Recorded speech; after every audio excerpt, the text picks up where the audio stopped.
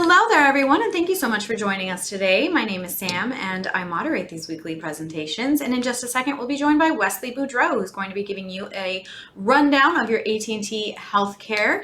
I apologize in advance. I am not sure that we'll have time afterward to answer questions, but please feel free to ask them in the Q&A box. It's completely anonymous, and if Wesley does not have time to answer questions, I will make sure another advisor can address these with you personally, either through email or phone after the presentation has ended. Throughout the presentation, I will be entering some links. You can see those. They'll pop up on your screen. Feel free to click on them. They'll guide you to our calendar where you can book an appointment with Wesley or one of his colleagues, as well as take advantage of the complimentary cash flow analysis Wesley will go more into depth with you about throughout his presentation. And as a quick and final reminder, we are not affiliated nor endorsed whatsoever by AT&T. We are a completely independent group of financial advisors here, so please keep that in mind as you're listening along.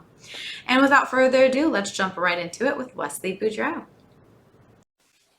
All right, thank you very much for that introduction, Samantha. And like she said, we are going to be talking about the AT&T healthcare and really more about the transition process for those of you that may be leaving AT&T. How do you either keep your AT&T medical benefits? How do you transition maybe with Cobra, get to a different job, look at the Affordable Care Act? What are some of the different rising insurance costs, and how's that overall planning look? So before we jump into it, two of the biggest concerns that a lot of retirees are going to have, and we see this time and time again, and one of the reasons why we do provide complimentary cash flow analysis for AT&T folks is that number one, they want to make sure they're not going to run out of money as you transition to retirement, because you're leaving a steady paycheck and trying to recreate that paycheck yourself. So that's why we dig into the different costs. We need to help you run a budget to make sure you understand all your retirement costs, but also make sure you understand your AT&T benefits, whether it be the 401k, healthcare continuation options, the pension plan, all these different factors to make sure we help you decide to retire the best day. So you maximize what AT&T provides you and make sure you have been are set up appropriately so you can have a sound long-term retirement. And medical costs are one of those that second biggest factor, because it could obviously kind of goes into that, where a lot of people are concerned. Hey, I've seen historically that health insurance and medical costs have been skyrocketing, inflating more than what your typical inflation is. And how can I make sure that I'm taken care of for that, especially if I'm retired before 65 and I'm not Medicare eligible? So we'll talk a little bit about some of those different options here as well. I'm not going to spend a lot of time on it, but first and foremost, some of the changes we've seen with AT&T is, again, over the years, they've been slowly winding down some of their different retiree medical benefits. One of the aspects are that no longer they're going to be offering the reimbursement accounts here in 2024 and beyond. And for those of you that are Medicare eligible, there is still going to be a health reimbursement plan option for those of you potentially, depending upon what division you were in and things of that nature. But that's going to be $0 for retirees and $50 for dependents. But if you are enrolled in a Medicare Advantage or supplemental plan, you're not going to qualify for that as well. We're getting close to open enrollment, so you can kind of take a look at some of those different things on the HR website. If you have any questions on that specifically for your situation, let us know. We can kind of dig into that and run that through that cash flow analysis we talked about before. So some of the things we'll talk about, like I mentioned, expected healthcare cost, how are they looking? What are some different health insurance options you have outside of AT&T as you transition, and the options before and after age 65 when Medicare potentially kicks in there for you. So one of the biggest aspects we talked about, running that cash flow analysis, talked about the cost, and ultimately a lot of people, excuse me, underestimate that cost. This is a study that's consistently been run by Fidelity for last maybe 15 years at least, I would think. But looking at it, they think the average person thinks that healthcare costs are going to cost them out of pocket about $41,000. But in reality, this is a study for a couple age 65. It's going to be about $274,000 more than that. So a pretty significant shortfall, meaning it's totally going to cost about $315,000 for the course of your lifetime for a married couple 65 or older. That's about a 5% increase from what the study was last year. And historically, like I said, we tend to see healthcare costs go up a little bit more rapidly than your normal inflationary pressure. So it's something to be very aware of, and it's something to make sure when we run that budget that we factor into that cash flow analysis as well. That's one of the pieces where a lot of people may underestimate, and so we want to be very careful about those assumptions. Excuse me. So some of the other aspects as far as just the overall inflationary pressure of medical expenses, if we take a look at medicine and drugs over the last year. It hasn't gone up quite as much as it did the last 2 years, given the high inflation we've been in, but you'll notice it's still higher than inflation. We're looking at an average of about 5.6% in 2024. Now, this obviously is going to be, this is an average, so we're looking at about a case of 983 different types of drugs averaged out there. You may have specific situations where you've got a drug that's really hard to come by, and the cost may have skyrocketed, or it may be something that you don't even, hopefully you don't need too much in medication, so it's not going to be a big issue for you. But just keep in mind overall, like I said, on average, we're seeing healthcare costs rise more rapidly than what normal expenses are and other inflationary items. As far as the different options you're going to have prior to age 65, remember at 65 is where Medicare kicks in. We'll talk a little bit about that in just a moment, but there's a couple different options you may be able to see if you are leaving AT&T prior to 65, which most of you tend to do. And it could be that you have the unsubsidized now AT&T retirement plan. Again, that's going to depend upon what division you're in, what your job function is, whether you qualify for that or not. But it allows you to essentially kind of keep your insurance, but expect to be paying for it yourself. It's unsubsidized now, so it could be anywhere, but could cost you 150% more, could double, could in some cases come close to tripling, depending upon how many people you're paying for on that specific plan. So that's something to look into. You may also have the Cobra plan. They may be similar, but the Cobra is going to be a short-term plan, especially if you're thinking about transitioning to another job. You just need a bridge for that period. And the other aspect is maybe you're retiring for good, and you don't have another job, and maybe you take a look at your spouse and see if going on his or her healthcare plan may be more beneficial. And we've worked with individuals where it's been the case where both spouses were on the AT&T plan, and then they've actually retired. One retired, and they decided to go onto the other spouse's plan, even though it was not as good before when that employee was employed at AT&T. It's better now versus having to pay for the unsubsidized AT&T plan. And then another option is if you're hanging it up at AT&T but going to work somewhere else, hopefully that place is going to have a healthcare plan for you. I've actually seen in some cases where we've had individuals retire and go back and do part-time work or enough work to qualify for healthcare at different jobs. So those are some different things we can review as well if you're trying to bridge that gap to 65 and cut down on some of those potential costs versus paying them yourself. And then lastly, the ACA, the Affordable Care Act, or the Healthcare Exchange, where you can go in the state marketplace. This is where you can actually go. Everybody's eligible in order to get that. And one of the key differences is if you were looking at it while you're employed, it may not be that advantageous cost-wise, but once you retire and you're not having that level of income, it becomes more affordable because they do supplement, or they do credit you based upon different income levels. So the lower your income level is, the lower that cost is going to be for there as well. And again, it's state by state. Be careful about this. Some states have choices. Some states only have one option. So there are limitations associated with that. But it's guaranteed insurability. You can go in there during an open enrollment period or any changes in life, which obviously if you're leaving AT&T, retiring, moving, things like that, those are changes as well. Like I said before, the premiums are reasonable given your income level. They try and match it to that. So again, it's not based upon what you made, let's say last year at AT&T, it's what you're expecting to pull in for the current year. So if you go in there and estimate that and then turn around and get a job a month or two later that's going to pay you more, you may have to come back and pay a little bit of the credits that you got there, but it is something to review. And then as far as choosing the plan, you're typically going to see some different choices and options. They go from the bronze, silver, gold, platinum plans. Those are all based upon how high your premium is going to be versus your out-of-pocket expenses. And you can look at HMOs versus PPOs. So there's a lot of choices on there. Depending upon your state, there may be more than others. As far as kind of tying all this together, like I mentioned before, one of the things we do provide is a complementary cash flow analysis, and that's really the best way to see this. Like I said, you've been working, you've been looking at covering things with your paycheck. Now, if you retire or you transition somewhere else, that paycheck may change. And the irony of it is your paycheck may be dropping and your healthcare costs may be rising. So it's kind of a catch-22 there. In which case you need to make sure you do run that. And again, we can run those, show you how it's going to look. Let's say if you're retiring at 58, so how's it going to look for the next 7 years before Medicare kicks in? Then we show that drop in there. We can go and model different options if you're looking at using the Affordable Care Act versus going on a different job or doing a COBRA. All those different things can be viewed in there, but this is also the best way to kind of run your overall long-term plan to make sure it's okay to retire or leave or look for a different job at this point in time as well. So once we fast forward to somebody who is 65, you become Medicare eligible. At that point, it typically is going to become a little bit cheaper, lower premiums. You got better benefits usually across the board, and you guarantee about 80% of your medical expenses. That enrollment period, though, in order to get in there, a 6-month period, 3 months before you turn 65, and the 3 months after.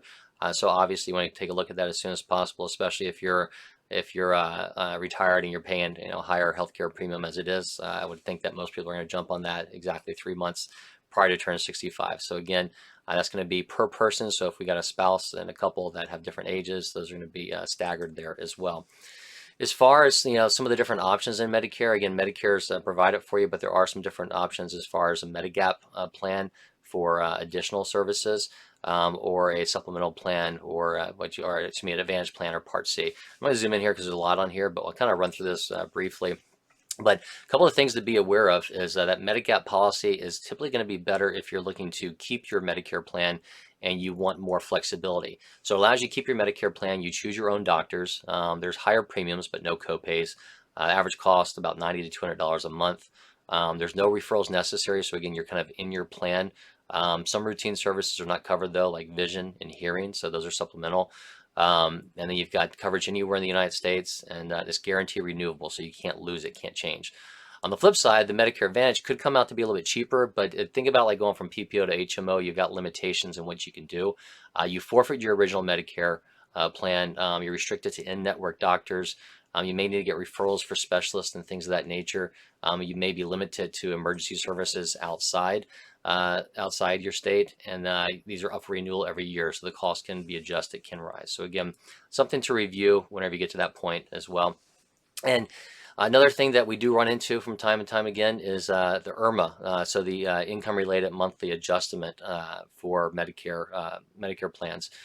So what's going to happen is if you're a higher income earner, you're going to have to come in there and actually pay a higher premium on some of the Medicare coverage options, and which case it essentially supplements that. So this is something to be aware of.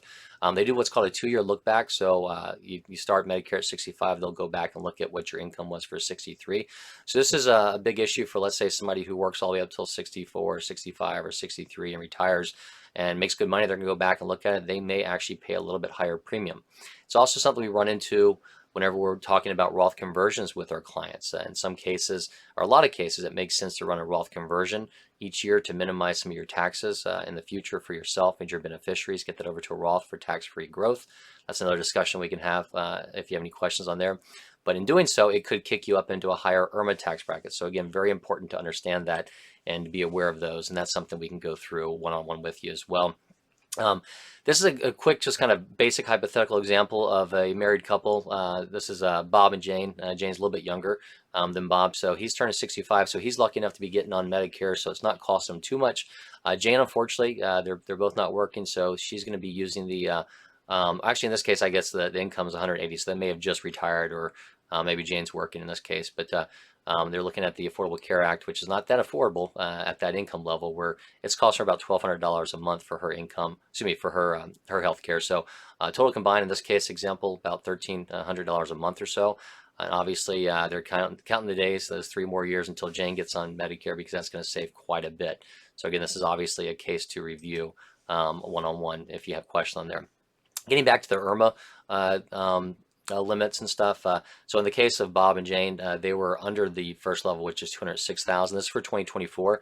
The funny thing about this is, again, they go back and look 2 years, but they don't update the inflationary numbers until halfway through that. So we're never going to know exactly what they are 2 years out, but we get a good idea by looking at the current one. So in this case, the 2024, if they were over $206,000, and that's that doesn't count deductions and everything, then they're going to be looking at having to pay a little bit higher amount.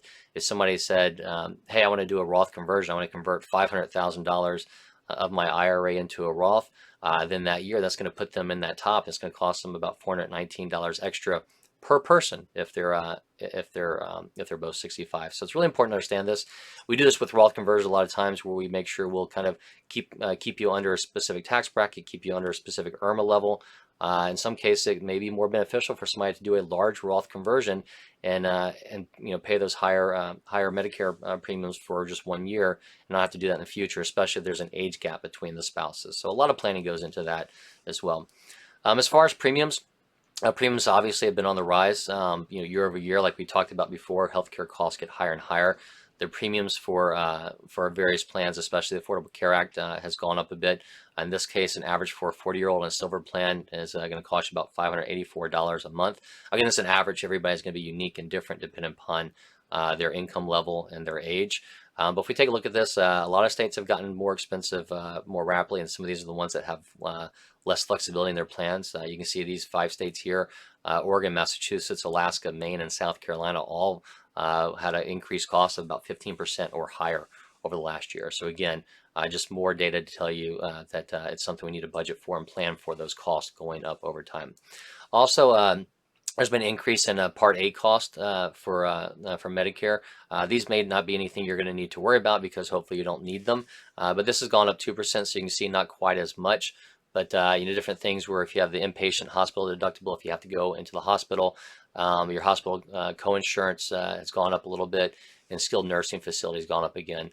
But again, hopefully knock on wood, you don't have to use those. But again, showing you if you do have some different claims, those internal costs have gone up as well a bit. Excuse me. So we covered some different items and stuff. Again, this is overall it's going to be unique to each individual because everybody's a little bit different. But if you have any questions here, just give us a call. We'll be happy to run you through that and really tie it into how it affects you with AT&T and a potential transition you may or may not be going through. Even if you're looking at leaving this year or if it's 5 years down the road, it's good to get that planning started. So for a lot of you have worked with the retirement group, but for those of you that don't remember, we are an independent financial advisory firm that works with AT&T. We've been working with AT&T for over 30 years, helping employees transition into retirement. Our advisors focus specifically on a couple different companies at a time, so that way we know your plans inside and out. Whether you got questions on the AT&T 401k, the healthcare, the pension plan, life insurance continuation, things like that, we can walk you through all of that and run that cash flow analysis for you, which is complimentary. We do have offices throughout the country, so rest assured if you need to sit down with somebody face-to-face, we can probably accommodate that, but we can also do phone calls, web meetings, email, whatever your preferred communication is. Just let us know. And ultimately, the goal is to provide all this for you prior to retirement so that when it comes time for retirement, or even while you're working, if you have questions or want to roll over a portion of your assets to test out our services, we can provide that to you. So we just ask that you throw our hat in the ring when it comes time for interviewing investment firms, and we've got the ability to maintain and hold those assets on fidelity as well, so that transition process can be very smoothly. So then we'll wrap it up, leave this up here for a little bit and see. It looks like we had 2 questions come in. I'll take a look at those. And then, but while we have this up here, some of the different ways to contact us is going to be calling us at 800-900-5867. You can reach that info@theretirementgroup.com. We got a couple QR codes up here, one to get into our LinkedIn page if you'd like to get in there and follow along that way, or if you'd like to get into my calendar, one of the other advisors' calendars, to schedule some time with us to kind of go over your specific situation and get more details on that. Okay, so we did have one of the questions that came through, actually pretty good. So this person's asking, will my RMD affect my Medicare taxes? Okay, my assumption is that's probably following up to what I mentioned about IRMA and the higher Medicare cost. If you want to call it taxes, you can call it that as well. But yes, it would or could if it bumps you up into that higher bracket. So again, we had that screen that shows the different brackets on there, and that's based upon all your income sources. So for instance, that's one of the reasons why we talk a lot about Roth conversion strategies for somebody prior to RMD age, because we want to slowly get some of that money out of the IRA or 401k and into a Roth so it starts growing tax-free for yourself and your beneficiaries. If you just continue to say, hey, I don't want to pay taxes ever, I just want to defer, then what's going to happen is you tend to grow that IRA and you're going to grow that potential base for your RMD calculation. If that gets high enough, that could put you in a higher income bracket as well as potentially affecting you in the IRMA brackets for Medicare. So I hope that answers your question. If you've got concerns about that, just give us a call. And one last question we got over here is, if I leave AT&T and go on the marketplace, can I get off the marketplace if I change jobs again? That's actually a pretty good question too. So we had that slide up there talking about different options. So let's say maybe you're 53 and you're not ready to retire. You got more years ahead of you, or you need to work more. But maybe you're done with AT&T and you're trying to transition, but maybe it's hard to find something initially. So you may leave, let's say at 53, 57, 62, it doesn't matter. You may leave, and go on the Affordable Care Act or the marketplace to get health insurance immediately, because that comes out cheaper than the unsubsidized plan that you may or may not be eligible for. And let's say you do that for 6 months or maybe even a year or two, and you go out there and find a new job, then yes, you can actually change. So there's open enrollment period, usually around November to December, depending upon the different plans. But there's also the ability to make changes if there's a life event. So getting a new job, moving, having a kid, things like that are life events where you can change. So it's something where you may go and get that new job, and you want to, before you just drop the marketplace healthcare, you want to go ahead and research those side by side, run a quote for that new company, and make sure that they have some of the same doctors and see what those costs are. It could come out that that's going to be cheaper, or depending upon your income, if you're just doing part-time work, the healthcare exchange may still be cheaper. So again, good question. If you have any questions deeper on those, just give us a call. So I want to thank everybody for taking some time to join us here. Again, we went over some high-level stuff. Any questions you have, feel free to dig in. Give us a call to dig in on it. Again, we work extensively with AT&T. We've been doing that for 30 plus years. Does not mean we're employed by them or endorsed by them. But again, should you have any specific questions, even outside of this, you want to run that review, just give us a call at 800-900-5867. Thank you very much. We hope you have a great day.